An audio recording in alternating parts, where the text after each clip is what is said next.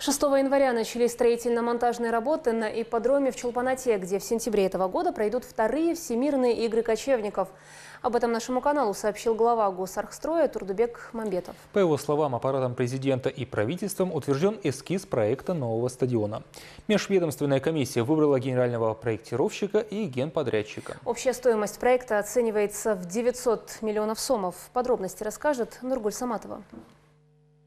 После реконструкции стадион будет вмещать более 10 тысяч человек. Рядом с ипподромом планируется построить парковку на 2500 мест.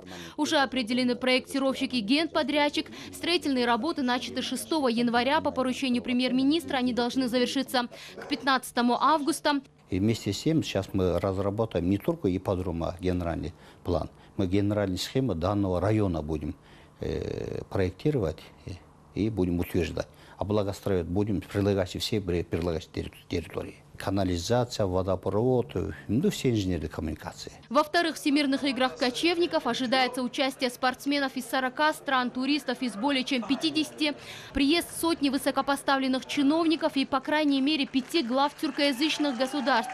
Сейчас секретариат занят маркетингом, составлением медиаплана, разрабатываются брендбуки. В скором времени начнут снимать ролики, посвященные играм, которые, начиная с мая, будут транслироваться в эфире мировых телеканалов.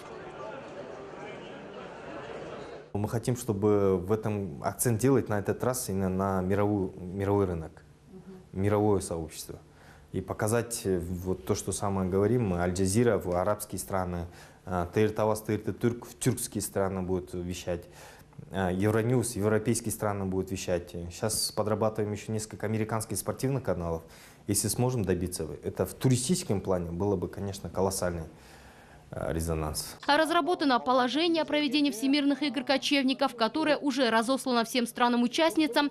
В прошлом году спортивные состязания проходили по 9 видам спорта, а в этом уже по 12.